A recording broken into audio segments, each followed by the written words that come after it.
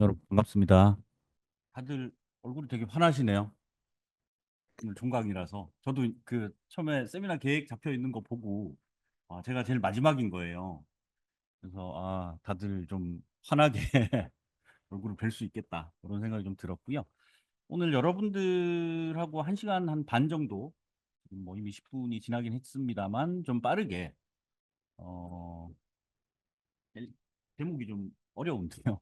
LB 기반 몰입형 버추얼 엔터테인먼트 콘텐츠 기술의 현재와 미래라고 거창하게 처음에 이제 시작을 했는데 자료를 정리를 하다 보니까 미래까지는 못 가고요. 현재까지 해서 멈췄습니다. 그래서 그 부분 좀 설명을 드릴 수 있을 것 같고요.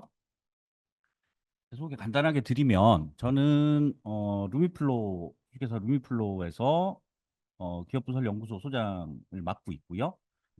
그다음에 전체 이제 기업 운영 관리 쪽을 담당을 하고 있습니다. 그리고 연구 개발이나 이런 쪽의 기획을 담당하고 있어서 여러분들 저희 회사에 좀 더 기술적으로 더 많이 아시는 분들이 각 부서별로 한 분씩 헤드가 계신데 전반적인 내용에 대해서는 여러분들한테 좀 잘 설명드릴 수 있을 것 같아요. 제가 뭐 여기 보시면 경력이 쭉 적혀 있는 거 보시면은 뭐 대충 뭐 했던 사람인지는 아실 텐데 사실 이 경력은 별로 재미가 없었고요. 제가 이제 이쪽에서 한 20한 5년 정도 일을 한 것 같은데 사실 요즘에는 이제 루미플로 하면서 요 직전에 했던 게 이제 저희가 UAG라는 채널을 하나 운영을 했었어요. 유튜브 채널을. 그러면서 유튜버로도 활동을 했고요. 그다음에 최근에는 버추얼 아이돌 뮤직비디오에 뜬금없이 출연하기도 했습니다. 여기 보시면은 플랜 B라는 회사에 있는 버추얼 아이돌 뮤직비디오에 뜬금없이 출연을 해서 많은 사람들로부터 안부 인사를 전해 들은 그런 일이 있습니다. 어, 그리고 제가 지금 일하고 있는 루미플로에 대해서 뭐 간단하게 좀 소개를 드리면 그 루미플로는 저희 회사 속에서 첫 페이지예요, 이게. 첫 페이지인데 제가 다루는 게 첫 번째가 버추얼 엔터테인먼트. 이 버추얼 엔터테인먼트라는 거는 다르게 말씀을 드리면 저희가 지금 다루고 있는 게 이제 버추얼 아이돌 관련된 그런 기술들. 그다음에 인터랙티브 실감 콘텐츠. 지금 이 보시는 이 배경화면이 저희 회사 내부에 있는 이머시브 데모룸입니다. 그 안에서 이제 이머시브 형태의 실감 콘텐츠를 다루는데 요 두 개를 합쳐가지고 이제 몰입형 공간 경험이라는 형태로 콘텐츠들을 계속 개발하고 있는 회사고요. 그다음 저희가 저희 회사 내부에 이제 모션 캡처 스튜디오를 보유를 하고 있고 이 모션 캡처 스튜디오에서 버추얼 아이돌 관련된 라이브 방송을 진행을 하고 있습니다. 그리고 아까 보셨던 요 이머시브 미디어 랩은 이제 사면 프로젝션 룸인데 여기서 이제 저희가 실감 콘텐츠들 개발하는 이런 데모를 하고 있고요. 그다음에 저희가 이제 이 모션 캡처 스튜디오 기반으로 버추얼 아이돌 라이브를 할 수 있도록 스테이지 V라는 솔루션을 지금 개발해서 운영을 하고 있고 그다음에 저쪽에 보시면은 이제 그 스테이지 N이라는 솔루션이 있는데 스테이지 N은 이따가 개발에 관해서 이제 진행된 과정들이랑 이게 어떤 구조인지를 조금 맨 마지막에 좀 보여드릴 수 있을 것 같아요. 그다음에 가운데 있는 오규멘타라는 솔루션은 저희가 개발한 건 아닌데 저희가 유통을 하고 있는 솔루션입니다. 프랑스에 있는 오규멘타 SAS라는 회사에서 개발한 어, 이 몰입형 공간 안에서 오브젝트를 트래킹할 수 있는 솔루션이에요. 그러니까 오브젝트뿐만이 아니라 사람을 주로 트래킹을 하는데 국내에서 쓰고 있는 솔루션이랑 조금 다른 솔루션이라 저희가 요 스테이지 N을 개발하기 위해서 꼭 필요한 기술이다 보니 저희가 유통계약이랑 파트너십을 맺고 저희가 한국에서 그런 것들을 보급을 하고 있습니다.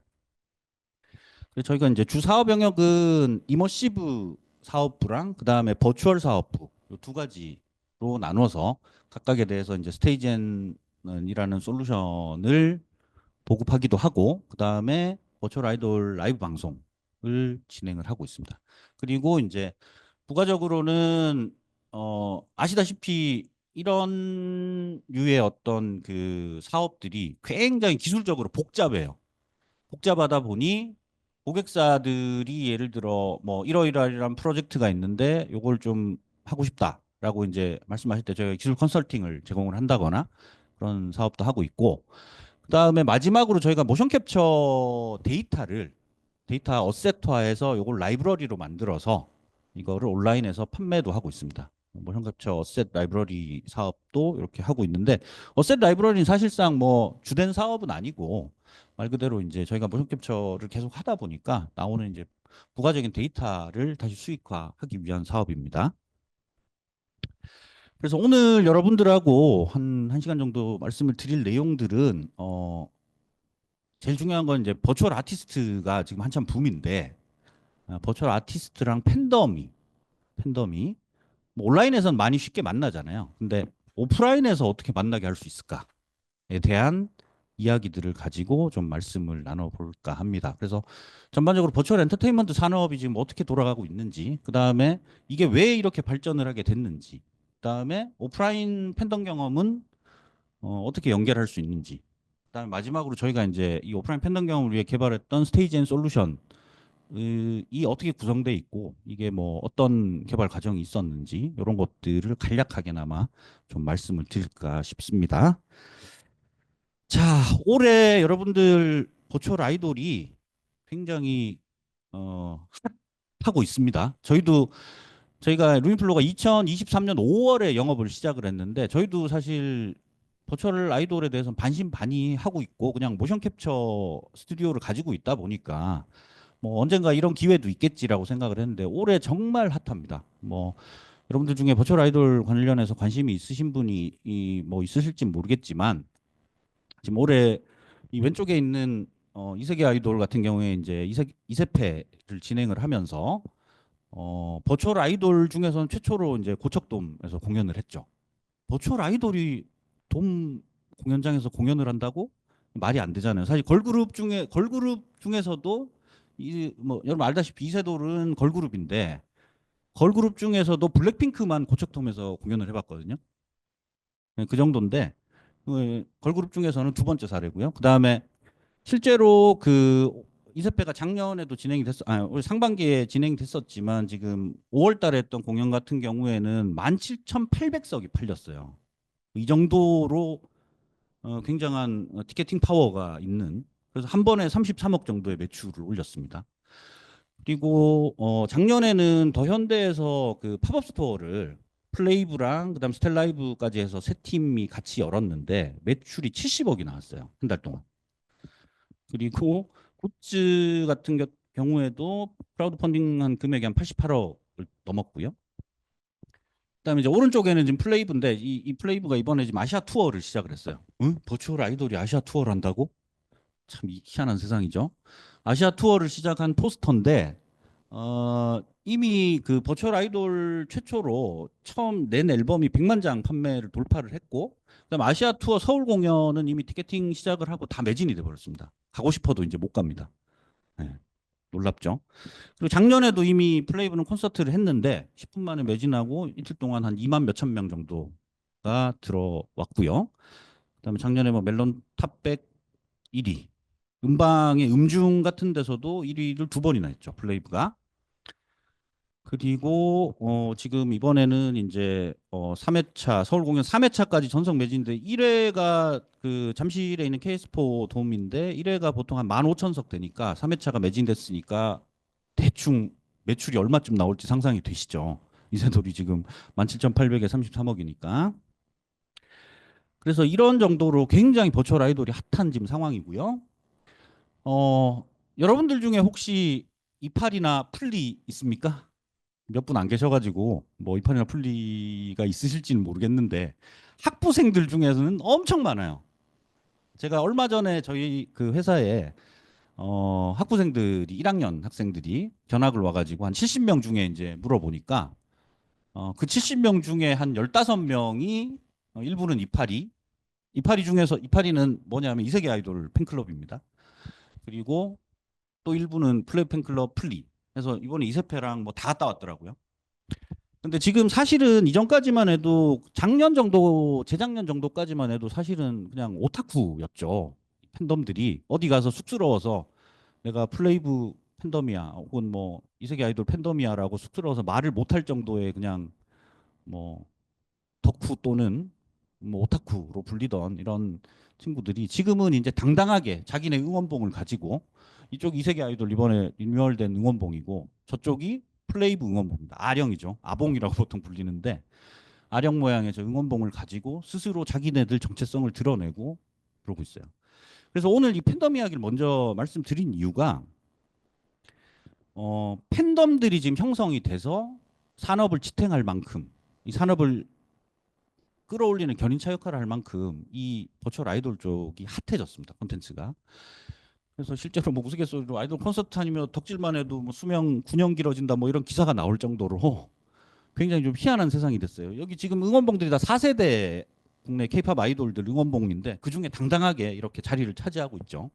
그러니까 지금 이 버추얼 아이돌 1세대가 전체 우리 케이팝 아티스트의 계보로 봤을 때 한 4세대 정도 됩니다. 지금 이제 5세대가 나왔네 안 나왔네 논쟁이 있긴 한데 지금이 거의 한 여러분 아시는 대부분의 아이돌들이 4세대 아이돌들이거든요. 자, 그래서 이게 가능해진 이유가 이 버추얼 아이돌의 음악 이 퀄리티 자체가 굉장히 많이 올라갔습니다. 예전에는 그냥 말 그대로 커버만 하던 친구들이었는데 지금은 여기 벤더스라는 팀이 있는데 이 프로듀싱 팀인데 하이브 출신이에요. 하이브 출신의 그 엘캐피탄이란 분, 요 분이 엘캐피탄이란 분인데 이분이 벤더스라는 프로듀싱 그룹을 구성을 해서 지금 여기 보시면 아시겠지만 플레이브 대부분의 히트곡들 다 만들었어요. 여러분들 잘 많이 들으셨던 노래들 플레이브 노래 뭐 들어보셨는지 모르겠지만 어쨌든 그 노래들이 모조리 이 벤더스에서 만든 프로듀싱한 노래고요. 그다음 최근에 이제 아이리제 혹은 이세계 아이돌 그다음에 호수라는 최근에 또 데뷔한 솔로 한 팀이 있는데 거기까지 다 프로듀싱을 했습니다. 그래서 이 팀이 프로듀싱만 하면 노래가 대박이 납니다. 특히 제가 되게 좋아하는 노래가 여기 아이리제라는 팀인데 아이리제라는 팀은 날개라는 뮤직비디오 딱 한 곡 있어요 지금. 그 노래가 3D랑 2D 셀 애니메이션 섞어서 엄청 잘 만들었어요. 그래서 팬덤은 아직은 많이 형성되진 않았는데 개인적으로는 굉장히 좋아하는 그룹입니다. 그래서 이게 케이팝 하던 팀이 붙었다는 것 자체만 봐도 버추얼 아이돌이 더 이상 서브컬처의 영역은 아닌 것 같다. 이런 느낌이 좀 들죠. 그리고 이러다 보니까 이 버추얼 엔터테인먼트 산업의 대기업들이 본격적으로 진입을 하기 시작했어요, 이미. 실제로 그 여러분들 잘 아는 플레이브 같은 경우는 원래 MBC에서 출발한 회사입니다. 플레이브의 대표님인 이제 이성구 대표님이 MBC CG실에 계셨던 분이죠. 그러면서 사내 벤처 프로그램으로 처음에 인큐베이팅 돼서 플레이브를 만들고 이제 나와서 이만큼 커진 회사고요. 그러다 보니까 이제 플레이브 같은 경우에는 굉장히 많은 투자를 받았는데 그 중에서도 MBC와 연관된 회사들 그리고 하이브 쪽에서 투자를 받았고요. 그 다음에 SM 쪽에서도 이제 MBC랑 MOU 체결해서 버추얼 엔터 쪽을 더 투자를 하겠다. SM이 지금 버추얼 쪽에 관심이 많습니다. 그게 에스파 때부터 이미 좀 보였죠. 에스파도 그 실제 멤버들이랑 그다음 가상 멤버들이 같이 있는 그룹이다 보니까 그렇게 돼 있고 그다음에 SM 같은 경우 직접적으로 아예 그 버튜버 쪽을 사업을 하시는 회사에다가 투자를 합니다. 스콘이라는 회사에 투자를 해서 에이파츠라는 팀을 런칭을 했었는데 에이파츠는 잘 안 됐어요. 그리고 멤버가 2명이 탈퇴를 해버렸어요. 예, 그렇게 지금 된 사례도 있고 그래도 꾸준히 지금 SM은 계속 투자를 하고 있고요. 그다음 네이버랑 숲 같은 경우도 아예 지금 버티버 시장을 25조라고 기사에 딱 지금 못 박아놨는데 네이버랑 숲 같은 경우도 굉장히 많은 투자를 하고 있습니다. 그게 왜 그러냐면은 이제 버추얼 스트리머들이 굉장히 많아요. 그래서 지난번에 트위치가 한국에 철수를 하면서 그쪽에 그 플랫폼을 쓰고 있던 사람들을 흡수를 하려고 지금 네이버 치지직이랑 숲이랑 두 군데서 굉장히 많은 투자를 해서 서로 다 땡겨갔습니다. 그래서 트위치 쪽에 있던 분들 상당수는 지금 네이버 치지직으로 넘어갔고요. 그리고 나머지 조금 네임드들은 이제 숲으로 가 있는 지금 그런 상황인데 어제 제가 이제 네이버 치지직 그 안에 보면 굉장히 큰 모션 캡처 스튜디오가 있거든요. 거기서 이제 제 지인이 그쪽에 계셔가지고 잠시 방문을 했는데 생각보다 엄청 잘 해놨더라고. 투자를 굉장히 많이 해놓은 상태고 어, 좀 보고 좀 놀랬던 그런 기억이 있습니다. 그래서 대기업들도 지금 굉장히 좀 관심을 가지고 있는 상황이라는 거 이해하시면 좋을 것 같고요. 사실 대기업들까지 이렇게 뛰어들게 된 이유 중에 하나는 배경에는 일본 쪽에 있는 버추얼 엔터 산업이랑도 사실 좀 연관이 있어요. 일본에 굉장히 큰 회사 두 개가 있습니다. 이 두 개가 일본 증시에 상장이 돼 있어요. 이 뭐냐면 둘 다 버추얼 버튜버이죠. 우리나라처럼 버추얼 아이돌까지는 아닌데 버튜버들을 모아서 이 사업을 운영하는 MCN입니다. MCN 두 회사가 일본에 하나는 홀로라이브 운영하는 커버라는 회사고 다른 하나는 그 니지산지라는 플랫폼을 운영하는 애니컬러라는 회사인데 두 회사 다 일본 증시에 상장을 해서 굉장히 나름 매출을 잘 올리고 있습니다. 지금 영업이익률도 굉장히 높은 편이고 성장률도 굉장히 좋습니다. 그래서 일본은 원래 덕후의 나라니까 그럴 만도 해라고 생각하지만 항상 일본이 콘텐츠 쪽에는 우리나라보다 조금 빠르거든요. 그러다 보니까 한국에서도 이거 시장이 되겠다라고 생각을 하는 거죠.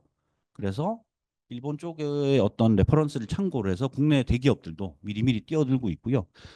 실제로 이제 국내랑 조금 차이점은 국내 같은 경우에는 케이팝 시스템이 있어서 계약 기간이 길어요. 대기업 같은 경우에 보통 아티스트랑 7년 계약을 하거든요. 근데 여기는 제가 일본 지인한테 들어보니까 1년 단위로 계약을 한대요. 1년 단위로 계약을 해서 1년 안에 실적이 안 나면 졸업시켜버리고, 그러니까 내좀 거죠. 좋게 말해서 졸업인데 나쁘게 말해서 그냥 나가라 이거고, 좋게 말하면 여기까지 하고 다음 또 새로운 아티스트를 모으겠다 뭐 이런 식으로 해서 이렇게 가는 것 같고요. 그래서 1년 단위로 계속 새로운 멤버들을 불러들이는 그런 형태로 간다고 합니다. 자, 요거를 보시면 여러분들이 조금 놀라실 수도 있는데 제가 항상 저희가 이제 버추얼 렌터 산업한다 그러면 버추얼 렌터 그돈 돼? 그거 뭐 돼? 뭐 이렇게 이야기를 듣는데 요게 이제 에크라는 인스타그램에서 이제 공개된 재무제표를 가지고 이렇게 다이어그램을 감사하게 만들어 주셨는데 요게 뭐냐면 한쪽은 플레이브를 운영하는 블래스트의 지금 작년 재무제표를 다이어그램으로 만든 거고요.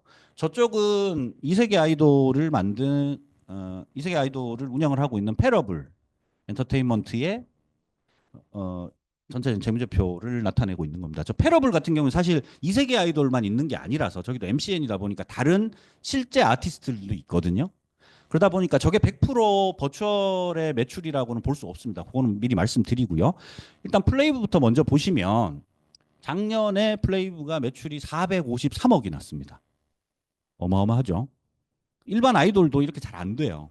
해보면 망하거나 아니면 뭐 손실만 잔뜩 있고 그냥 사업 철수하거나 이런 경우가 많은데 플레이브가 첫 해 이미 100억의 매출이 났고요. 그러다 보니까 이제 투자사들이 막 앞다투어 투자를 했죠. 막 투자를 해서 결국에 작년에 매출이 453억이 났는데 상품, 제품, 기타 뭐 이렇게 되는데 이제 음반 굿즈, 그다음에 그다음 음반 굿즈, 그다음에 그 외에 어떤 공연 매출, 그다음에 온라인 매출 뭐 이런 것들이 다 합쳐진 겁니다. 453억이 나서 이 중에서 이제 매출 원가가 93억이고 영업 비용이 261억이고 그래서 남는 순이익이 거의 112억인데 이 중에 이제 나머지 기타 좀 빼고 나면은 거의 뭐 453억 매출에 한 100억 정도 이익이 남는 어마어마한 거죠. 영업이익률이 거의 한 25, 20%, 25% 정도 되니까 일반 회사들 이거 참 어렵습니다. 이 정도 매출 내기가. 지금 패러블 같은 경우도 마찬가지인데 패러블은 조금 이제 원가 구조가 좀 달라가지고 실제 이제 아티스트들이 있다 보니까 이 아티스트들을 케어하는 비용도 있고 해서 매출 원가가 조금 높은 편이고요. 그리고 인건비 쪽이 이두 회사 좀 차이가 나는 게 어떤 게 있냐면 인건비 차이가 블래스트 쪽이 조금 더 큰 인건비가 높고 그다음에 패러블은 조금 더 인건비가 작은데 저거는 뭐 재무제표에서 매출 원가로 보내느냐 아니면은 저걸 인건비로 보내느냐 요 차이에 기인하는 것 같고요. 그래서 이 정도로 굉장히 큰 매출을 생각보다 여러분들 아마 깜짝 놀랐을 거예요. 매출이 이 정도로 나온다고? 저 만질 수도 없는 저 아이들이 이런 생각을 좀 하시게 될 것 같고 이게 그래서 지금 GD 여러분 잘 아시는 GD 소속사인 갤럭시코프라는 회사랑 매출을 비교해 보면 매출이 비슷해요. 그죠? 물론 갤럭시코프도 사실은 이제 엔터테크 회사라고 이제 말씀들은 하시고 그렇긴 한데 지금 실제 아티스트들이 벌어들이는 GD가 벌어들이는 돈을 비교를 해보면 어 갤럭시 코프 같은 경우에는 총 매출이 한 415억 정도인데 순손실이 189억이나 납니다. 그래서 이런 구조입니다. 대부분. 그래서 생각보다 이 블래스트가 굉장히 사업을 잘하고 있다. 버추얼 아이돌 사업이 굉장히 잘하고 있고 이런 부분들이 좀 차이가 있다는 거. 그래서 이제 더 이상 버추얼 엔터 산업에서 서브컬처 내 혹은 뭐 메인스트림이네 이런 뭐랄까 비교가 아무짝에 쓸모가 없는 그런 상황이 됐죠. 실제로 이제 시장 규모를 사실 시장 규모 이 여러분들 뭐 이렇게 사업 계획서 쓰면 이거 한 장씩 꼭 들어가잖아요. 사실은 다 추정입니다. 추정이라서 실제 이만큼이 다라고 할 수는 없는데 지금 PwC 같은 데는 그래도 좀 공신력이 있는 회사인데도 불구하고 글로벌 엔터테인먼트 앤 미디어 쪽을 한 5천조 정도 시장으로 봐요. 그리고 버추얼 엔터테인먼트 마켓은 한 2027년도 정도 되면 한 22조 정도의 시장으로 보고 있고요. 그 중에서 줄이고 줄여가지고 K-팝 기반의 버추얼 팬덤 마켓, 버추얼 팬덤 마켓이라 하면 뭐 이세계 아이돌, 스텔라이브, 뭐 플레이브 어, 이런 팀들의 팬덤들이 소비하고 만들어낼 수 있는 시장 규모를 한 5,500억 정도로 잡고 있습니다. 이 정도면은 이 안에서 상장할 수 있는 회사가 나올 수 있는 시장 규모거든요. 제가 볼 때는 블라스트 같은 경우는 상장을 하려고 마음만 먹으면 언제든지 할 수 있습니다. 지금 그 정도 규모가 됐어요. 자, 그런데 우리 여러분들 이 친구 알아요? 여러분도 아마 태어나기도 전일 수도 있지 않을까 싶긴 한데요. 옛날 옛적에 사실은 1997년에 아담이라는 그 당시는 뭐 버추얼 아이돌 이런 것도 아니고 사이버 가수라는 아담이라는 친구가 있었습니다. 그리고 루시아라는 친구도 나왔었고요. 사이다라는 친구도 나왔었어요. 네. 근데 모조리 그 다음에 이렇게 사라졌죠. 바이러스에 걸렸다 이러면서 슬그머니 사라졌는데 97년도에는 이렇게 됐고 2025년도에는 뭐 보셔서 아시겠지만 유튜브 지금 플래티넘 들고 이제 이렇게 이제 플래티넘이란 건 100만 명이 넘었다는 이야기죠. 이걸 들고 30년 사이에 저렇게 환하게 웃고 있는 저 플레이브 그리고 아까 보셨던 것처럼 어마어마한 매출로 회사가 성장하고 있는 그런 상황이 왜 생겼을까 하는 거죠. 여기서부터가 이제 여러분들 전공이랑 관련이 있는 거죠. 자, 보시면 저는 몇 가지의 요인이 있다고 보는데 그중에 제일 중요한 거는 미디어 환경의 변화라고 봐요. 우리 사이버 가수 시절 아담이 있을 때는 우리가 얘를 접할 수 있는 건 TV밖에 없었습니다. TV 말고는 뭐 이 친구를 볼 수가 없었어요. 원빈 얼굴을 가지고 만들었는데 근데 이제 30년이 지나오면서 여러분들 뭐 미디어가 이제 넘쳐나죠. 엄청나게 많은 소셜 미디어 플랫폼들, 특히나 유튜브 그리고 라이브 플랫폼들 엄청나게 많죠 지금. 그러다 보니까 거기 맞춰서 컨텐츠를 제작하는 기술들이 굉장히 많이 달라졌어요. 달라졌고 그다음에 그 사이에 한국에서는 케이팝 붐이 엄청나게 일어났죠. 그리고 케이팝이라는 게 엄청나게 탄탄하게 밑바닥에서 이게 예전처럼 무슨 매니저 그다음에 뭐 작곡가 뭐 이런 시스템이 아니고 하나의 완전히 산업화된 어떤 뭐랄까 프로세스가 딱 만들어지면서 이제 굉장히 연습생 시스템부터 시작해서 탄탄하게 이제 밟아 올라갑니다. 그러다 보니까 실제로 버추얼 아이돌 지금 하시는 그 본래 액터들이라고 하긴 그런데 보통 이제 버추얼 쪽에서 이거 빨간 약이라 그래요. 빨간 약은 전직 버추얼 아이돌 연습생들이 꽤 있습니다. 혹은 아이돌을 하다가 중간에 이제 관두고 다시 버추얼로 돌아간 뭐 그런 분들이 꽤 있는데 그만큼 저변이 굉장히 탄탄해졌어요. 케이팝이라는 시스템 때문에. 그다음에 마지막으로 뭐 이전에도 사실 97년도에도 사실 팬덤 문화는 있었지만 그 당시에 뭐 되게 좀 웃긴 사건도 많았죠. 뭐 H.O.T 팬이랑 잭스키스 팬이랑 어 서로 패싸움이 붙어가지고 그래가지고 막 서로 뭐 니네 오빠가 뭐 최고 뭐 별로 니네 오빠는 별로고 우리 오빠가 최고야 뭐 이런 식으로 해서 그런 경우도 있었는데 지금 팬덤 문화가 엄청나게 발전했습니다. 하나의 완전히 그 소사이어티를 만들 정도로 그래서 이런 네 가지 요인들이 합쳐지면서 이런 결과들이 만들어지고 있는 것 같아요. 그 중에서 제가 제일 좀 주목을 하고 제가 하고 있는 업이랑 뭐 나머지 것들은 더 전문가들이 계실 거고 여러분들 전공이랑도 맞는 부분이 바로 이제 콘텐츠 경험의 진화. 미디어를 통해서 여러 가지 미디어가 다양해지면서 콘텐츠 경험이 진화할 수밖에 없고 그 다음에 그 콘텐츠 경험 진화를 시키려다 보니까 결국에는 제작 기술이 발전할 수밖에 없습니다.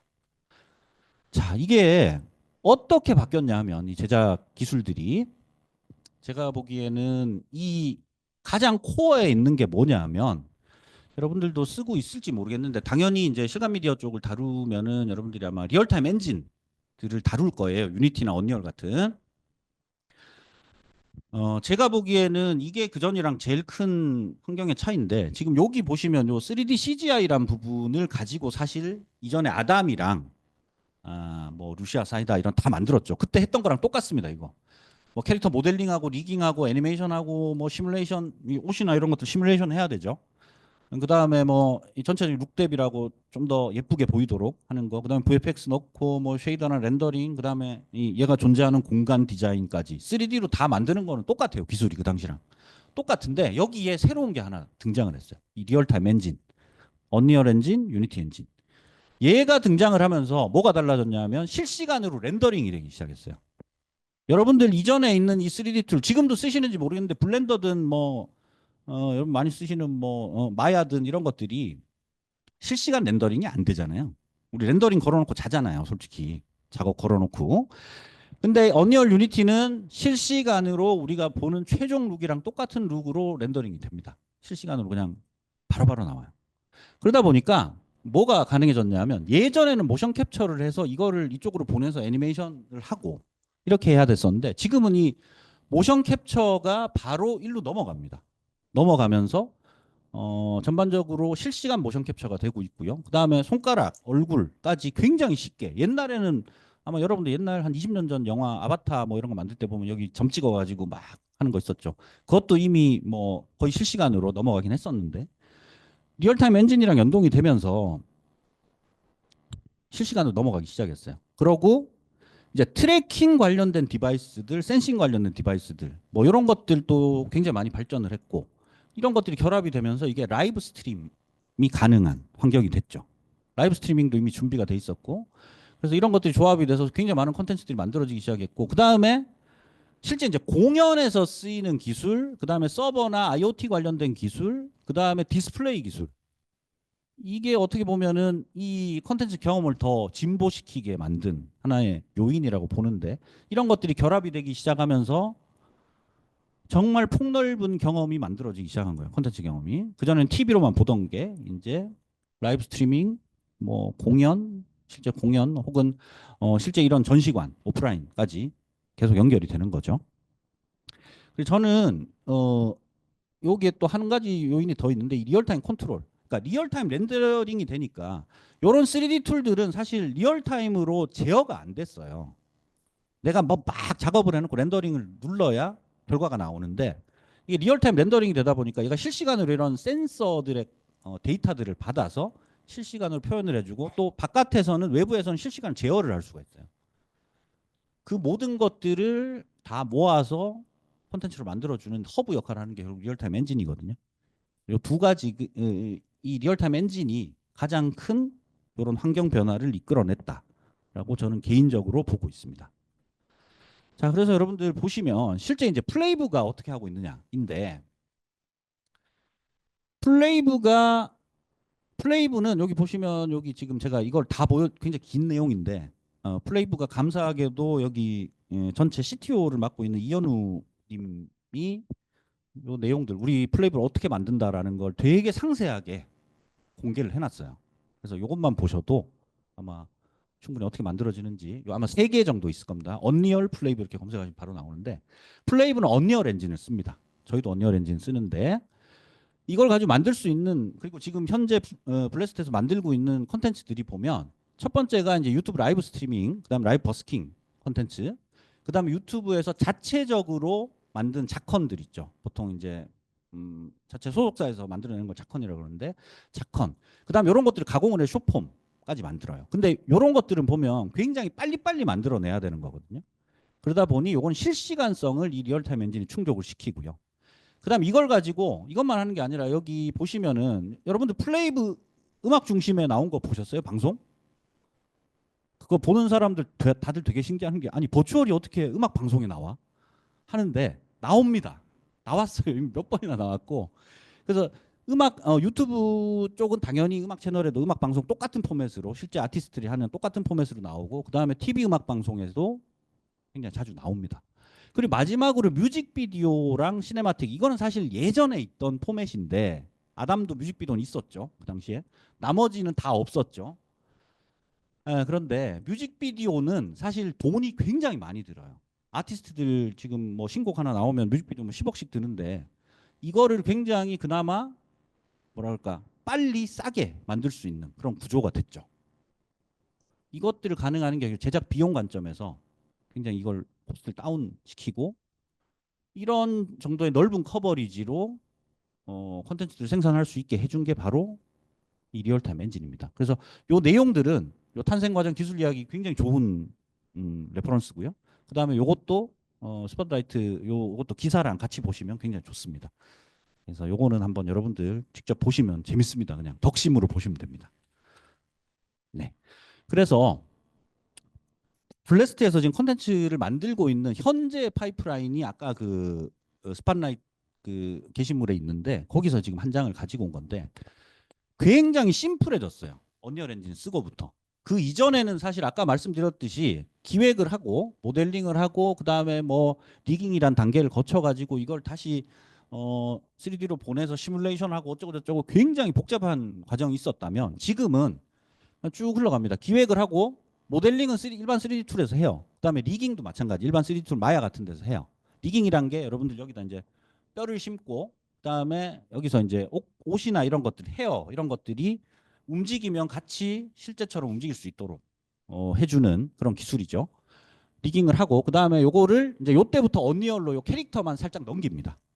캐릭터 다 완성된 캐릭터만 넘긴 다음에 그다음에 여기서부터 안 돌아와요. 뒤로. 언리얼 안에서 다 처리해 버립니다. 시뮬레이션 작업. 그다음에 레벨 디자인은 뭐냐면 이제 어떤 캐릭터가 있으면 그 배경 공간이 있어야 되겠죠. 그 레벨을 언리얼 안에서 다 만듭니다.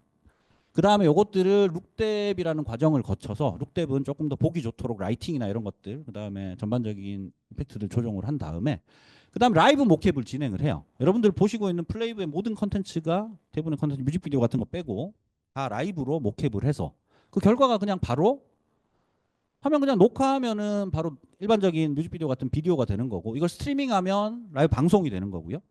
그다음 여기에서 한 단계 더 거쳐서 이 뒷부분은 조금 더 이제 더 높은 단계의 어떤 영상들인데 사전에 미리 이제 요것들을 한번 시뮬레이션 한 다음에 이것들을 가지고 좀 더 룩뎁이랑 애니메이션을 좀 후보정을 한 다음에 요것들을 그대로 렌더링을 하거나 스트리밍을 하면 시네마틱 비디오, 뮤직 비디오가 만들어지고요. 그다음에 이것들을 스트리밍을 하게 되면 라이브 콘서트로 내보낼 수 있어요. 여러분 실제 플레이브 라이브 콘서트 가면 정말 라이브거든요. 같이 사진도 찍고 그다음에 손 흔들고 하면 저기 손 흔드시는 분 누구 뭐 이러면서 멘트도 하고 그게 가능해요. 굉장히 이상하잖아요. 이게 어떻게 가능하지? 공연장에 플레이브가 와 있는 것도 아니고 이게 언리얼 엔진으로 다 가능해진 겁니다. 실제 저희도 똑같은 구조의 뭐라 그럴까 이 솔루션을 쓰고 있는데 저 똑같이 이제 여기서 모션 캡처를 하면 모션 캡처를 한 다음에 이것들을 요 데이터들 요쪽으로 모션 캡처 처리하는 데이터를 받아서 이것들 플레이브도 제가 그렇게 하고 있다고는 알고 있는데 저희 같은 경우에는 렌더링의 안정성을 높이기 위해서 분산 렌더링을 합니다. 그러니까 렌더링을 할 수 있는 그 렌더팜 역할을 하는 GPU 렌더팜을 여러 대를 둬서 이것들을 언리얼 렌더링 클러스터로 만들어서 여기서 신호를 이쪽으로 데이터를 보내주면 여기서 렌더링을 해서 이게 이렇게 나가면 이쪽이 이제 그 스트리밍 해주는 장비거든요. 저희도 플레이브랑 똑같은 이런 형태의 어떤 장비를 가지고 있는데 이걸 실시간으로 바로 내보낼 수 있도록 이렇게 가면은 이제 공연이 되는 거고요. 원격지에 공연이 되는 거고 요것들을 다시 모아서 여기 위에다 그래픽이나 이런 것들을 얹고 방송 관련된 어떤 정보들 뭐 채팅창 같은 거 띄우고 하죠. 그렇게 해서 유튜브나 수피나 이런 쪽 플랫폼으로 내보내면 이건 라이브 스트리밍이 되는 겁니다. 그래서 저희가 분산 렌더링을 쓰다 보니까 구조적으로 조금 다른 점이 하나 있는데 그건 뭐냐면 여기 보면 이제 신호 동기화 부분이 있어요. 이게 렌더링을 하는 PC가 여러 대가 있다 보니까 이게 렌더링 되는 타이밍이 다 달라지거든요. 그러면 데이터는 모캡 데이터를 이렇게 보내는데 그러면 렌더링한 타이밍이 다 달라지면 어떤 컷에서는 이쪽을 보고 있고 어떤 컷에서는 뭐 이쪽을 보고 그 약간의 딜레이도 사실 방송 쪽에서는 허용을 하지 않거든요. 그래서 저희가 별도로 여기 모션 캡처 시스템이랑 렌더링 클러스터 부분까지 같이 젠락이라는 형태로 방송 쪽에서 많이 쓰는 신호 동기화 장치입니다. 그래서 젠락이라는 걸 걸어서 더 이상 이게 어긋나지 않도록 이런 좀 조작을 해주고 있고요. 이런 식으로 저희도 구성이 되어 있습니다. 아마 뭐 세부적인 내용들은 조금 더 뭐 디테일하게 볼 수도 있겠지만 전체적인 저희 방송 시스템 이렇게 되어 있고요. 이걸 가지고 저희가 하고 있는 거를 잠시만 보시겠습니다.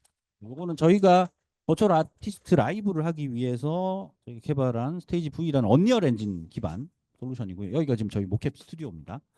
모캡 스튜디오이고 이렇게 지금 손에 보시면 장갑 같은 거 끼고 있고 이게 핑거 캡처 장갑이고요. 무선. 그다음에 얼굴에도 보면 뭐 끼고 있죠. 여러분들 플레이브가 다 저렇게 라이브로 공연을 하고 합니다. 저런 식으로. 이렇게 해서 이제 저희 같은 경우에 좀 이렇게 여러 명 지금 5명분의 핑거 캡처 데이터가 들어오고 있는 거고 5명분의 지금 데이터. 5명 버추얼 아이돌 라이브 했던 실제 화면이고요.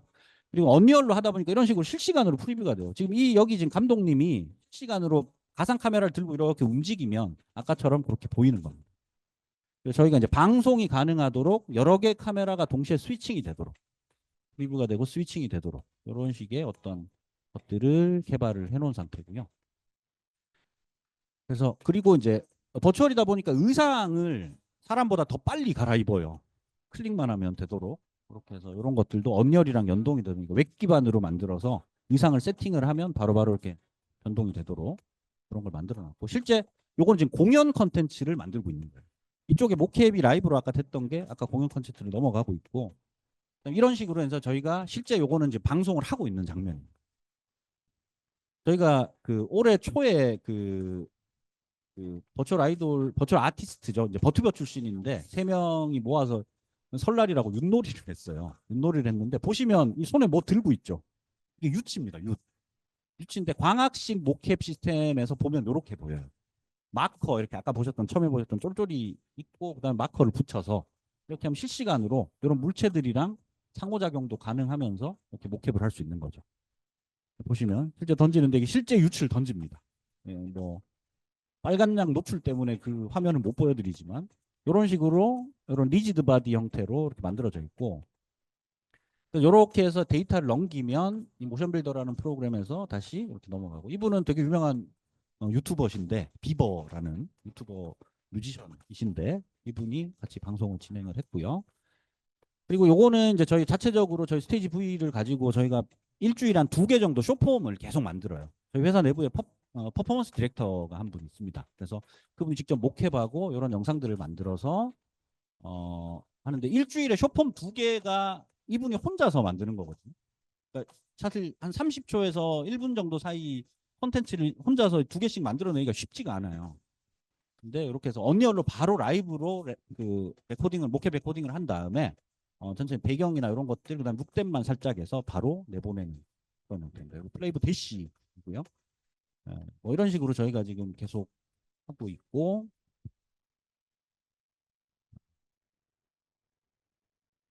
뒷부분 조금 보시면 이제 요게 지금 아까 플랜 B랑 같이 했던 그 뮤직 저기 라이브 스트리밍 방송이었고요. 네.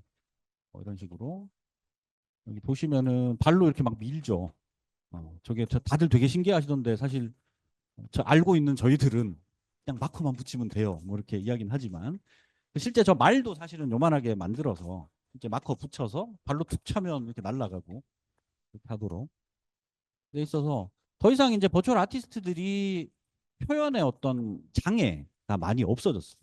그래서 이런 다양한 컨텐츠들, 이런 예능들도 할 수 있고, 이건 약간 19금인데, 뭐 어쨌거나 이런 것도 가능하더라. 뭐 이런 게 되죠. 그래서 이런 에피소드도 일어나더라고요. 실제 이제 요거는 JTBC에서 했던 버추얼 아이돌 공연인데, 여기에도 저희 목회를 통해서 이렇게 실제 여기 보면 덕후들 많죠. 네. 이 뒤에 이만큼 더 있습니다. 실제로 이렇게 진행을 하고 있습니다. 그리고 근데 이제 이게 리얼타임 렌더링이다 보니까 이 라이브 콘텐츠는 항상 한계가 생겨요. 이게 뭐냐면 이게 17일 날 했던 4일 전, 3일 전에 했던 플레이브가 이제 일본에서 데뷔를 했거든요. 데뷔를 하면서 쇼케이스를 했는데 저는 깜짝 놀랐던 게 보통 쇼케이스 하면은 그냥 공연은 사전에 녹화된 영상을 틀고 인터뷰 정도만 보통 라이브로 진행을 하는데 그냥 공연을 라이브로 해버리더라고요. 그러다가 사고가 났습니다. 사고 났는데 뭐냐면 여기 보시면 마이크가 어떻게 돼 있죠? 마이크가 손목을 뚫고 이렇게 돼 있어요. 이게 지금 이번에 언리얼 아마 5.6 업데이트가 되면서 지금 축이 바뀌어가지고 3D 프로그램 축이 되게 중요한데 축 방향이 바뀌었어요. 그러면서 아마 얘가 업데이트가 덜 돼가지고 축이 이렇게 해서 마이크가 이렇게 꽂힌 거 아닌가 싶은데 저 상태로 한 곡을 끝냈습니다. 지금 요 은호라는 친구의 당황한 표정 보이시죠? 이 큰 행사에 블레스트 같은 회사도 이런 실수를 해요. 라이브다 보니까 어쩔 수 없고요. 그리고 플레이브 팬덤 플리들의 가장 장점은 요렇게 일어나는 이런 방송 사고들을 재미로 승화시킵니다. 너무 좋아합니다. 와, 또 사고가 났어. 그러면서 따로 이것만 사고 난 것만 편집을 해서 뭐 올리기도 하고요. 자, 그런데 이렇게 온라인 콘텐츠가 정말로 눈부시게 발전을 했습니다. 보시면 이제 더 이상 버추얼 아이돌들이 온라인 안에서는 전혀 뭐 실제 아티스트랑 꿀릴 게 없어요. 실제 아티스트랑 같이 방송도 진행하니까. 예, 뭐 약간 그 영업상의 비밀은 있지만 서로 이렇게 사실 TV 보고 이야기하는 거긴 해요. 근데 마치 나란히 있는 것처럼 보이긴 하는데 그런데 오프라인의 팬덤 경험은 여러분들 이거 보시면 이 버튜버 중에 이주인이라는 분이 있는데 이분 지금 팬미팅 하는 사진이에요. 팬미팅 이렇게 해요. 예, 작년에 그 페스티벌에서 했던 되게 유명한 밈입니다. 밈. 예, 모니터와 카메라를 두고 카메라로 이제 이분을 보고 있고 이분은 집에서 그다음에 이분은 이제 팬심을 이렇게 꽃다발로 표현을 하는데 이분 표정이 별로 안 좋죠. 뭐, 뭐, 뭐 여러 가지로 이렇게 해서 되게 유명한 짤이 됐어요 이게. 짤로 지금 돌아다니고 있는데 그래서 그 다음부터 팬미팅만 하면 사람들이 이제 꽃을 사들고 와서 실제로 무릎 꿇고 이렇게 주는 이런 이벤트도 진행을 하고 그랬는데 보시면 아시겠지만 아 좀 아쉽죠 뭔가. 그래서 저희가 생각했던 거는 아 이제 팬덤 경험도 조금 새로운 게 필요하구나. 콘텐츠 경험은 충분한데 거기서 이제 한참 대두가 되고 요즘에 대두가 되고 있는 게 바로 이제 LB입니다. LBE, 로케이션 베이스드 엔터테인먼트라는 건데 이게 이제 저희 제목에도 있었죠. 이 LB가 뭐냐면 대형 전시관을 뜻해요. 오프라인 기반의 대형 전시관, 미디어 아트나 뭐 이런 것도 전시관인데 원래는 VR 쪽에서 먼저 시작을 했어요. LB라는 용어를 쓰기. 그러니까 VR 쪽 체험존 우리 한동안 좀 유행이었죠. 한 5년, 6년 전에 VR 파크 뭐 이런 거 지금은 다 망했지만 그래서 이 LB를 기반으로 그래서 지금 여러분들 잘 아시는 아르떼 뮤지엄이나 파주의 뭐 헤이 뮤지엄 같은 그런 어떤 큰 미디어 아트 전시관을 보통 이제 LB라고 하는데 이게 LB가 종류별로 굉장히 다양한 것들이 있어요. 이머시브 팝업 같은 것도 있고 여러분 잘 아는 팀랩 같은 데서 하는 이머시브 전시도 있고 그 다음에 이게 조금 더 이제 하이테크로 올라가면 아예 이머시브 아케이드 게임까지 올라가요. 저희가 지금 주로 개발하고 있는 게 요 영역인데 그리고 여러분들 뭐 고흐 이머시브 고흐전 뭐 이런 거 있죠. 그런 게 요 이머시브 요쪽에 속합니다. 이머시브 중에 옛날 그 명화나 이런 것들을 가지고 영상으로 만들어서 몰입형 전시관에서 경험을 하도록. 그래서 이런 LB라는 것들이 또 개발이 되고 하면서 아, 팬덤 경험도 이것들이랑 합쳐질 수 있지 않을까. 그런 경향들이 조금씩 생기고 있습니다. 자, 그 사이에 더 빠른 거는 이제 상업 공간들, 리테일 공간, 특히나 이제 현대백화점 같은데, 그다음에 신세계 프로퍼티 같은데, 둘 다 더현대랑 그다음에 스타필드 같은 큰 리테일 공간들을 가지고 있죠. 이 공간이 크다 보니까 여기다가 컨텐츠를 채워야 되는데 컨텐츠 채우려다 보니 이 중에서 몇 가지 재밌는 전략을 세우게 됩니다. 여기 보시는 게 지금 더현대에서 진행했던 팝업이에요. 팝업. 이 팝업의 성지죠. 여기가 뭐 베이비몬스터나 에스파나 뭐 뉴진스나 뭐 투어스나 그다음에 뭐 슬램덩크 팝업도 있었고요. 심지어 잔망 루피까지 팝업을 했는데 아 여기다가 버추얼 아이돌 경험을 한번 결합시켜 보자 해서 요렇게 이렇게 만들어서 어떻게 됐냐면 아까 처음에 말씀드렸지만 한 달 동안 팝업 스토어 매출이 70억이 나왔어요. 근데 일반적인 패션 브랜드가 이런 뭐 브랜드들이 매출이 보통 한 10억 나오거든요. 한 달 동안. 7배가 나오는 거예요. 야, 이거 되는구나. 그래서 이쪽에서 지금 요 전략을 엔터 테넌트 전략이라고 보통 이야기를 해요. 그러니까 엔터 컨텐츠를 상업 공간의 메인 테넌트로 쓰자. 사람들이 찾을 수 있는 요소로 쓰자.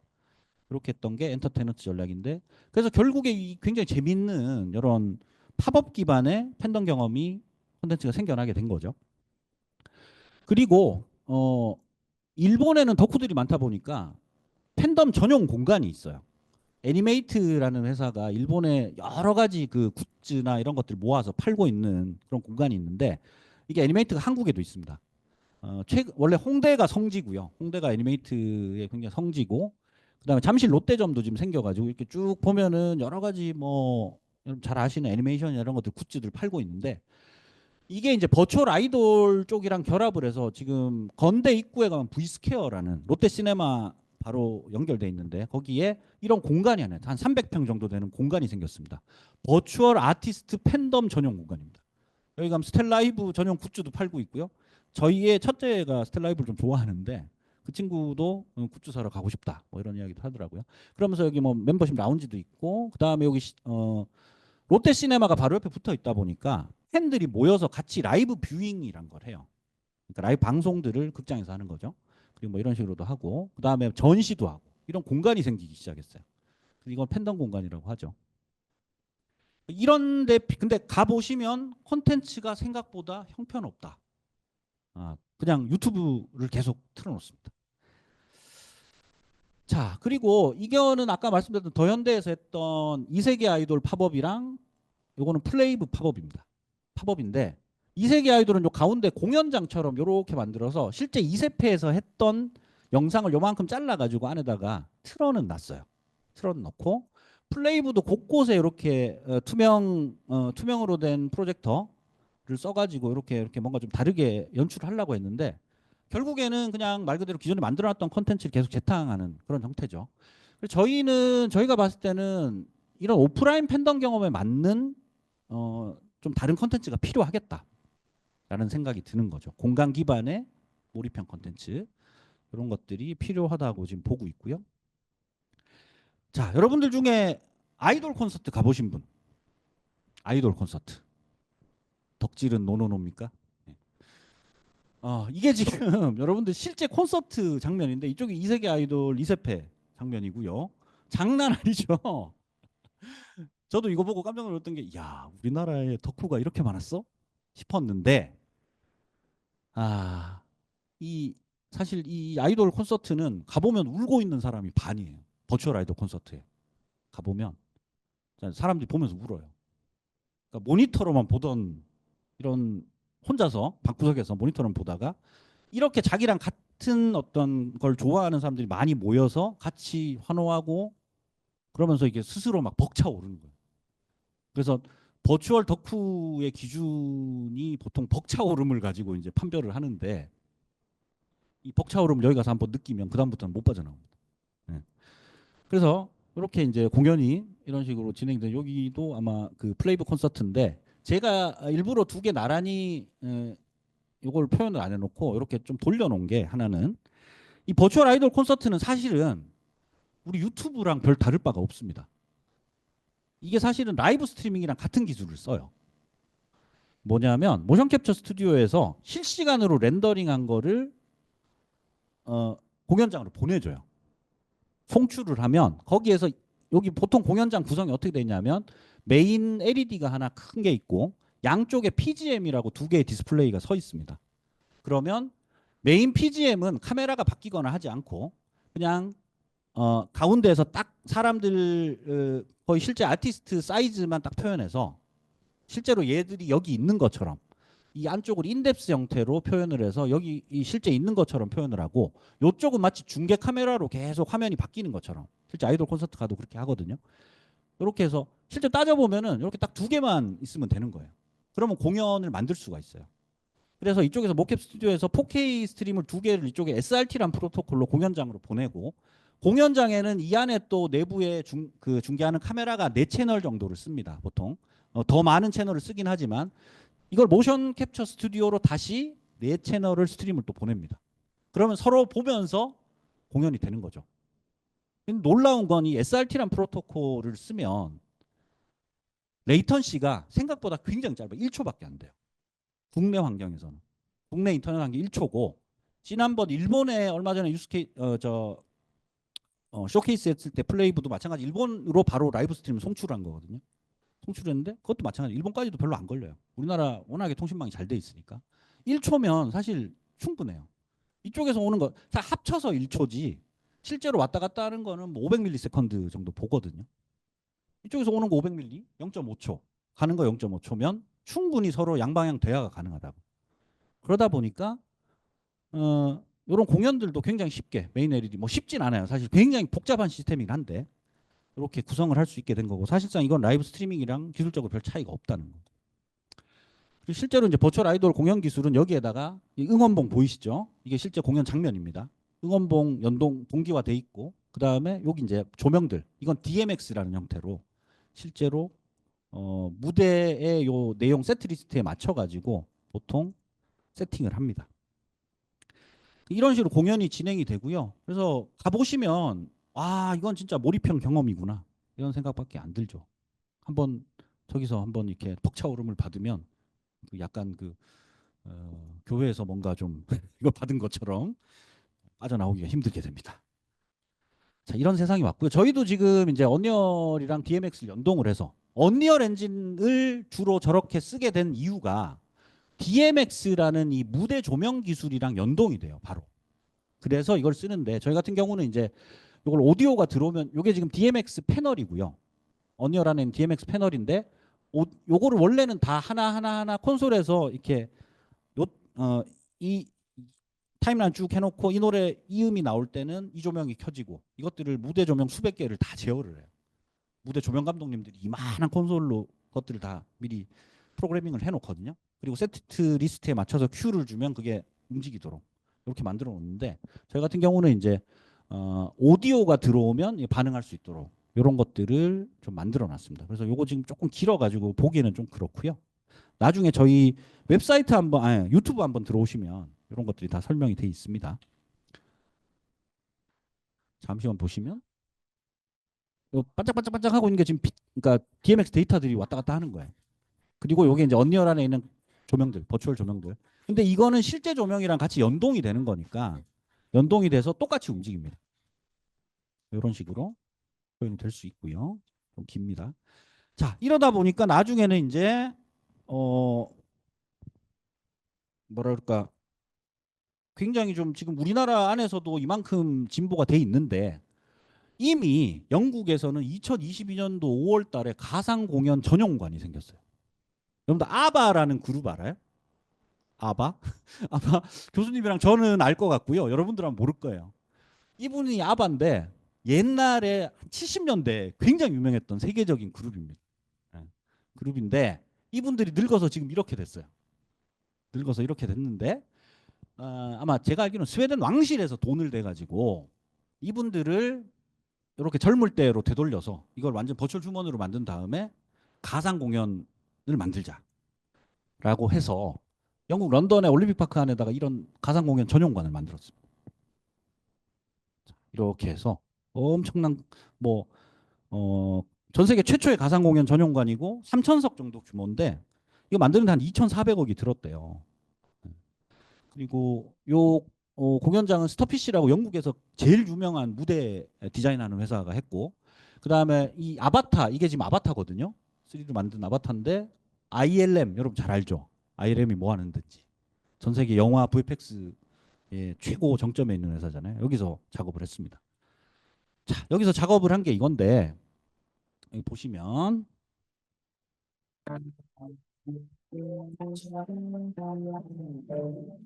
이렇게 아바타 형태로 그다음에 키네틱 라이트를 썼어요.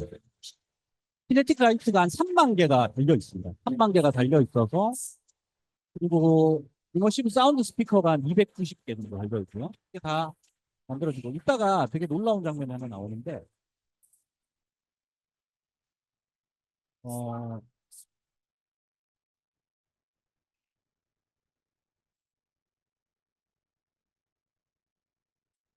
이런 식으로 가운데 LED, 큰 LED가 있고 양쪽에 요거 자, 요 SOS 요 장면이 이게 어떻게 된 거냐면 여기 보시면은 아까 풀샷에서 이게 지금 실제 DMX 조명이 관객을 저기 피지컬 조명들이 이 사이에서 비추고 있는 거. 요 뒤에도 똑같이 조명 띠가 있죠, 이렇게. 이거는 버추얼이에요. 그러니까 이 내부가 가상 콘텐츠예요. 얘랑 동기화가 돼서 같이 움직여요. 그러니까 사람들이 이 안에서 순간 몰입감을 확 느껴버려요. 아, 실제로 아바가 여기 있구나. 그때부터. 연출 테크닉이죠. 이 조명을 이렇게 제어할 수 있는 기술 하나를 가지고 이런 식으로 엄청나게 몰입감 높은 공연을 만들었습니다. 제 지인들도 여기 가셔가지고 보고 아 장난 아니다. 나도 이런 거 있으면 좋겠다. 그런 이야기도 많이 하시더라고요.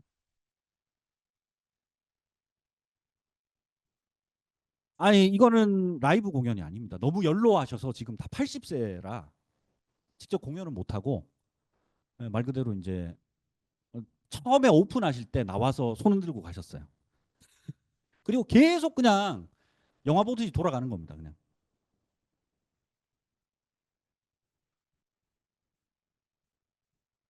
이미 다 사전에 녹화된 프리 레코딩된 내용이고요. 네, 그래서 요거는 말 그대로 라이브가 아닙니다. 라이브가 아니고 실제로 사전에 녹화된 그런 형태 콘텐츠인데 공연장이 엄청나게 사람들이 관객들이 꽉꽉 차고 한국에서도 굉장히 많이 보러 가셨었어요. 그래서 야 정말 대단한 세상이다. 말 그대로 저도 22년도에 이게 만들어진 걸 보고 아 우리도 이런 걸 만들고 싶다 이런 생각을 했었죠. 자 그랬는데 그 이후에 여러분들 잘 아시는 라스베가스에 스피어가 생겼습니다. 저희가 있는 하남에 이게 올 뻔했어요. 이게 생길 뻔했는데 이게 나중에 계획은 무산됐지만 이게 3조가 들어간 어마어마한 바깥도 LED, 안쪽도 LED, 높이가 110m가 넘는데 이 갔다 오신 분들은 그냥 보고 기겁을 하시더라고요. 여기는 야 우리나라도 이런 거 하나 있으면 좋겠다. 하지만 3조가 들죠. 그래서 U2가 여기서 오픈 공연을 했습니다. U2 여러분들 뭐 아실지 모르겠지만 뭐 아바 그 담담 한참 후지만 어쨌든 세계적인 뮤지션이고요. 그래서 여기는 해상도가 16,000픽셀, 16,000픽셀짜리 LED가 통째로 이 돔 안에 이렇게 발려져 있어요. 그래서 완전한 몰입형 공연. 그다음에 이제 홀로플롯이라는 3D 오디오 빔포밍 기술이라 그래서 이 안에 스피커가 16만 개가 들어 있는데 이게 객석에서 사람을 향해서 오디오를 쏴주는 이런 이머시브 사운드가 구현이 돼 있습니다. 무섭죠. 3조 들여서 이런 걸 만들 생각을 하다니. 자, 그래서 우리도 이런 걸 만들고 싶다. 해서 시작을 했던 게 바로 아까 말씀드렸던 스테이지 N이고요. 요거는 조금 짧게 좀 말씀드릴게요. 이따가 Q&A나 이런 것도 좀 필요할 것 같아서.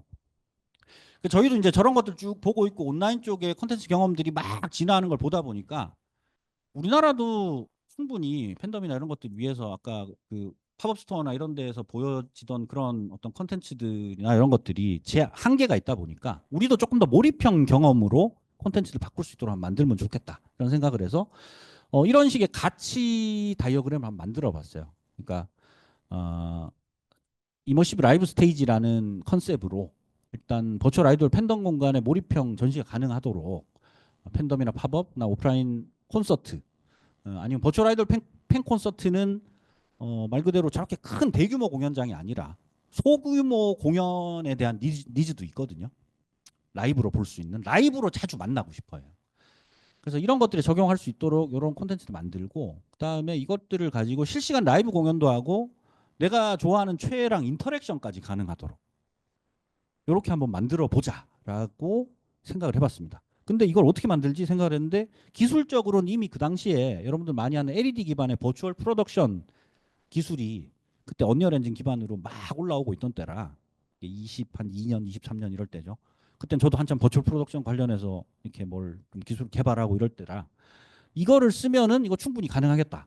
뭐 어차피 공연장 안에 투영하면 간단하게 되는 거 아니겠어라고 생각을 했죠.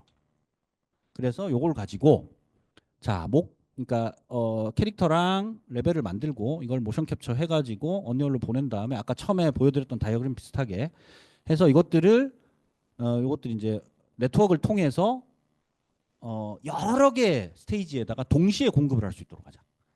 그래서 이름이 스테이지 N이 됐습니다. N개의 스테이지에다가 우리 콘텐츠들을 동시에 뿌릴 수 있는 그런 시스템을 구축을 해보자. 그랬는데 이게 생각보다 어렵더라고요. 첫 번째가 뭐냐면 이 전시관이나 공연장 디스플레이가 다 달라요. 크기가 다 다르고 아까 뭐 플레이브나 이세돌 이세페 할 때도 마찬가지.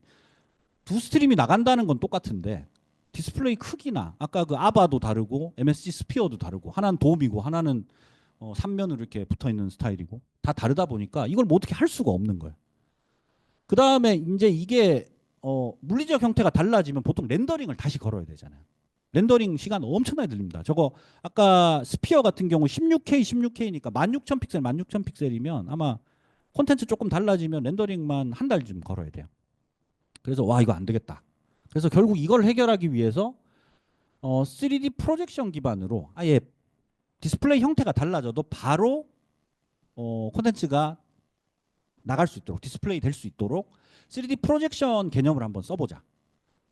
이렇게 생각을 하게 됐고 그 다음에 이 디스플레이가 아까 16K, 16K 뭐 이렇게 되다 보니까 이게 일반적인 실시간 렌더링 기술로는 4K가 한계거든요.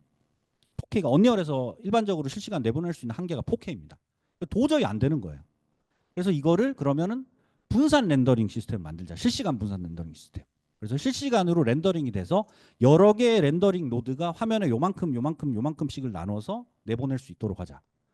여기 두 번째였고 세 번째가 라이브 공연이나 이런 걸 하다 보면 관객들이랑 인터랙션이 돼야 되잖아요.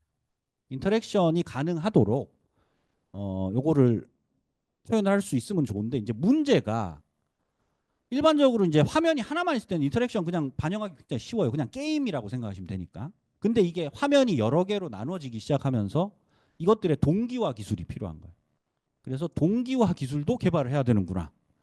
그리고 마지막으로 이게 저희가 스테이지를 여러 개 N개에다가 이걸 뿌리겠다라고 생각을 했으니 이것들을 콘텐츠 관리하는데 어려움이 생겨서 결국엔 CMS까지 개발을 해야 되는 어마어마한 프로젝트가 돼버렸습니다.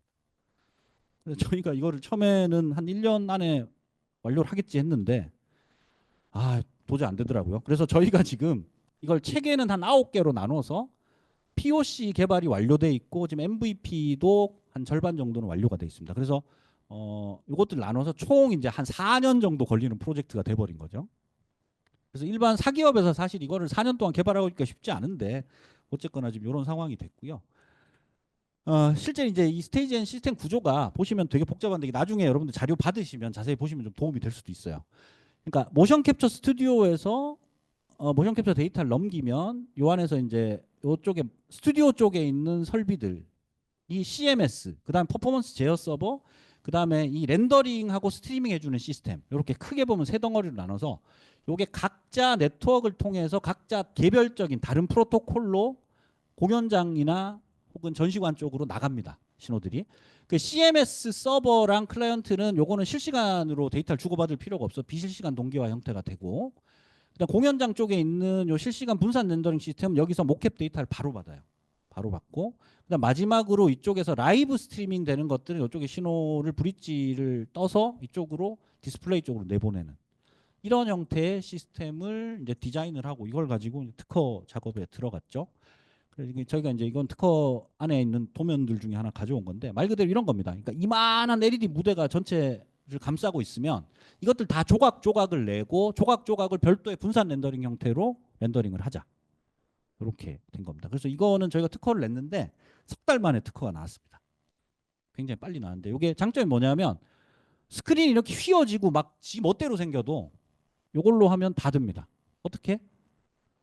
요 디스플레이 면을 3D 메쉬로 만들어서 3D 메쉬로 만든 다음에 이거 3D 메쉬를 여러분 UV 맵이란 거 알죠? 보통 3D에 텍스처 입힐 때 UV 맵이란 거 형태로 펼쳐가지고 XY 좌표, U 좌표계, V 좌표계로 만들잖아요. 그래서 UV 맵을 만든 다음에 이걸 가지고 와핑을 만들어주면 아무리 꼬여 있어도 뭐 너무 심하게 꼬이면 뒤집어지는 부분도 생기겠지만 디스플레이가 그렇게 만들 수는 없으니까 그래서 이런 아무리 좀 비정형 디스플레이가 나와도 바로 매핑이 됩니다. 그런 기술을 좀 썼고요.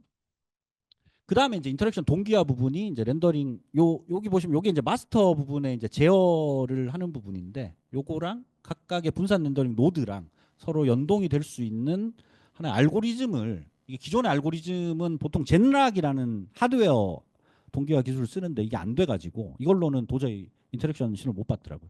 저희가 이제 이 뒤에다가 뭐 별도의 알고리즘을 조금 더 추가를 했습니다. 베리어 싱크라는 것까지 넣어가지고 결국에 요 부분을 만들었고요. 그래서 저희가 지금 특허가 이렇게 해서 두 건이 지금 만들어져 있고 등록이 돼 있고 그리고 저희가 이제 현장에서 관객들을 센싱을 하려다 보니까 오규멘타라는 3D 센서 기반 트래킹 기술이 필요한데 이게 개발하기가 생각보다 너무 어렵더라고요. 그래서 프랑스에 있는 회사 중에 위에서 TOF 방식으로 3D 카메라를 통해서 안에 있는 사람을 이렇게 감지를 하는 이런 기술을 저희가 도입을 했습니다. 도입을 해서 이것들을 이 몰입형 공간 안에 쓸 수 있도록 그렇게 일단 준비를 했고요. 요거는 여러분들 저희 홈페이지 오시면 좀 볼 수 있는데 요런 데 쓰이는 겁니다. 원래 몰입형 전시관에 쓰이는 기술입니다. 이렇게 트래킹이 돼서 지금 저렇게 움직이고 있죠. 사람 위치를 얘가 감지를 하고 그다음에 요 장점은 뭐냐면 3D TOF다 보니까 포인트 클라우드 기반이다 보니까 높낮이를 구분을 합니다. 사람 키를. 그러니까 어른 아이 구분이 되는 거죠. 요거는 짧게 보겠습니다.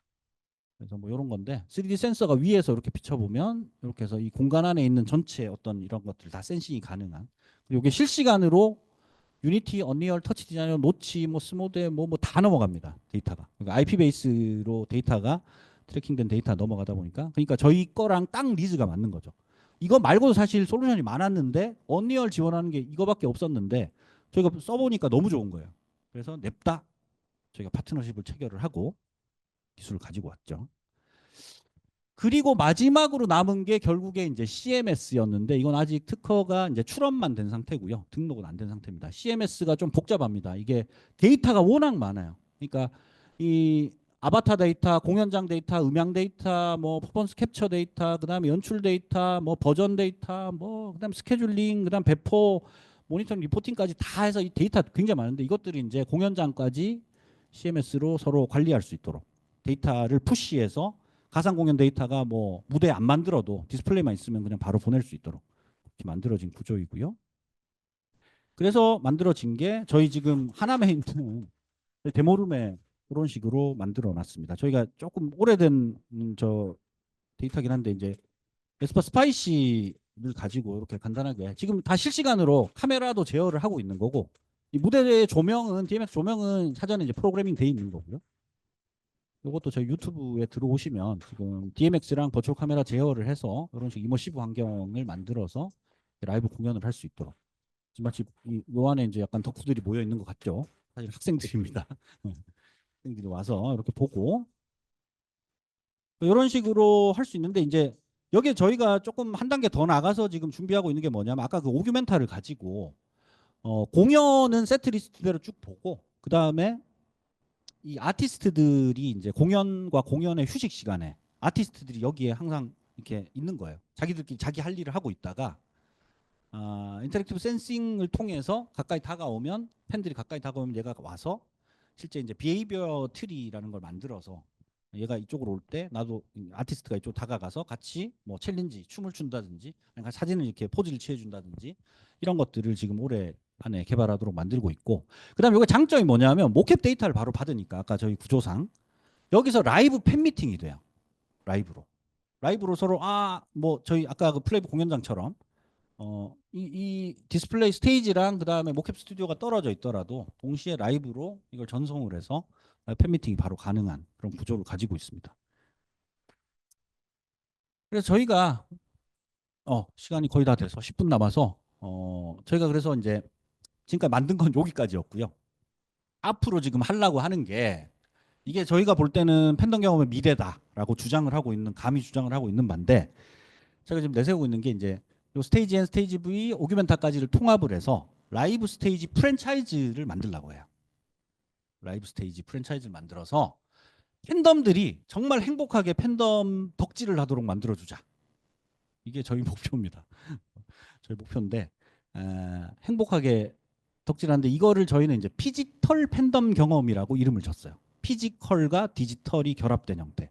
그래서 이머시브 스테이지를 통해서 라이브 팬미팅이라든지 그런 콘텐츠 경험을 하게 하고 그다음 인터랙티브 팬덤 스테이지는 공연이 없는 날에도 찾아와서 내 체랑 같이 사진도 찍고 뭐 이런 게 가능하도록 하는 그런 어떤 인터랙티브 센싱 기술을 통해서 이런 것들을 구현을 하고 그다음에 이 모션 캡처 데이터가 끊임없이 생산이 되다 보니까 이걸 가지고 저희는 디지털 콜렉터블을 만들자. 이거는 내 체가 추는 춤의 데이터를 가진다. 이거는 사실 버추얼 팬들이 되게 좋아해요. 그게 뭔데? 땡땡아 뭐 이런 거 약간 그건데 이 데이터를 소유하고 싶어하는 게 굉장히 큽니다. 그래서 이런 디지털 컬렉터블도 만들고 그다음에 이것들을 다시 실제 피지컬 굿즈화해서 이것들을 가지고 피지털 MD 시스템까지 확장을 하게 되면 이렇게 해서 이제 실제 이제 피지털 팬덤 경험이라는 형태가 만들어지는 거라고 저희는 생각을 하고 이걸 미래에 저희가 계속 해나가는 그런 하나의 전략으로 삼고 있습니다. 아, 시간이 원래는 한 20분 더 일찍 끝났어야 되는데 어떻게 말을 하다 보니까 좀 길어졌습니다.